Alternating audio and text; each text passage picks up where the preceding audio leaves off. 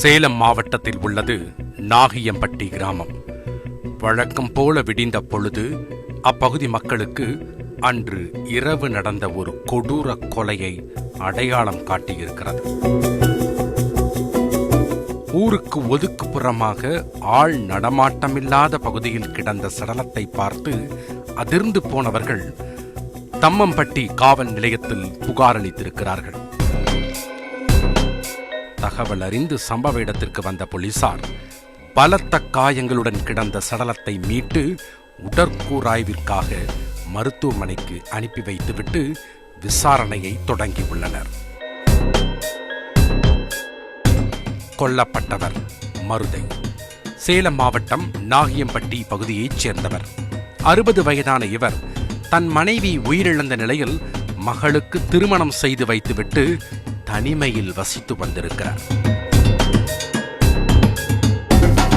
அன்றாட செலவுக்கு கால்நடைகளை மேய்ப்பதையும் கூலி வேலை செய்வதையும் தொழிலாக கொண்டு பிழைப்பு நடத்தி வந்திருக்கிறார். இந்த நிலையில்தான் மருதை அந்த ஊர் எல்லையில் உடலில் பலத்த காயங்களுடன் சடலமாக மீட்கப்பட்டிருக்கிறார். தள்ளாடும் வயதில் இவ்வளவு கொடூரமாக அடித்து கொலை செய்யும் அளவிற்கு எதிரிகள் யாரும் உள்ளனரா என்ற சந்தேகத்தில் மருதையின் மகளிடமிருந்தே போலீசார் விசாரணையை தொடங்கியிருக்கிறார்கள். அப்போதுதான் கணவன் மனைவிக்குள் வெடித்த சந்தேக பிரளயம் மருதையின் உயிரை காவு வாங்கியிருப்பது தெரிய வந்தது.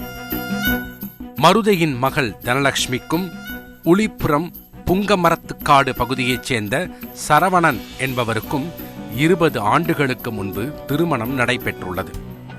இவர்களது இல்வாழ்க்கை சாட்சியாக 2 மகள்களும் ஒரு மகனும் பிறந்திருக்கிறார்கள்.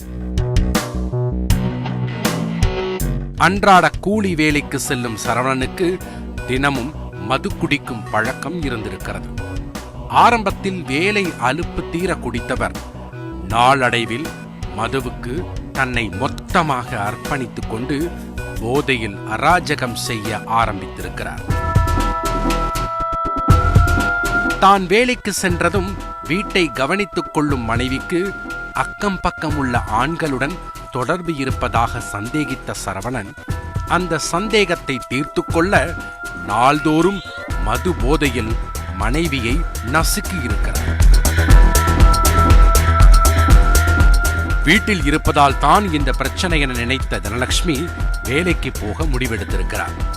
ஆனால் அதன் பிறகுதான் சரவணனின் மூளையில் இருந்த சந்தேகம் விஸ்வரூபம் எடுத்து பூதாகரமாகி இருக்கிறது.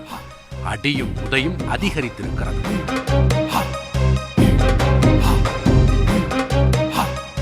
சம்பவ நாளன்று வழக்கம் போல கணவன் மனைவிக்கிடையே வாக்குவாதம் ஏற்பட்டிருக்கிறது.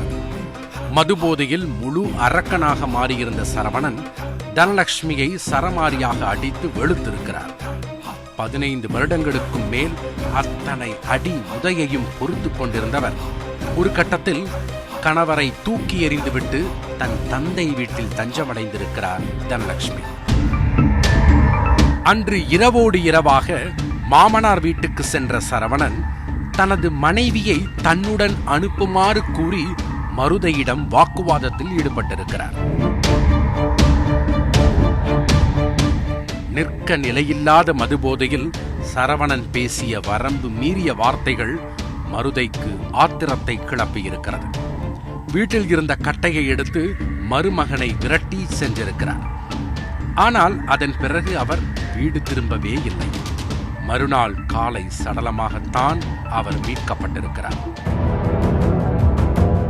தனலட்சுமியின் வாக்குமூலத்தை பெற்ற போலீசார் சரவணனை தீவிரமாக தேடி வந்த நிலையில் அவர் கேரள மாநிலம் எர்ணாகுளத்தில் பதுங்கியிருந்த போது கைது செய்திருக்கிறார்கள். அவரிடம் நடந்த விசாரணையில் கையில் கட்டையோடு தன்னை விரட்டி வந்த மாமனாரை ஆள் நடமாட்டமில்லாத பகுதியில் வைத்து கல்லாலும் கட்டையாலும் அடித்துக் கொன்றதாக வாக்குமூலம் கொடுத்திருக்கிறார். இந்த சம்பவம் தொடர்பாக கொலை வழக்கு பதிவு செய்த போலீசார் சரவணனை கைது செய்து சிறையில் அடைத்திருக்கிறார்கள். மதுபோதை சரவணனை சிறையில் தள்ளியது மட்டுமல்லாமல் அவர் குடும்பத்தையே நிர்மூலமாக்கி இருக்கிறது. மது வீட்டுக்கும் நாட்டுக்கும் கேடு என்பதை இந்த சம்பவம் மீண்டும் ஒருமுறை உணர்த்தியிருக்கிறது.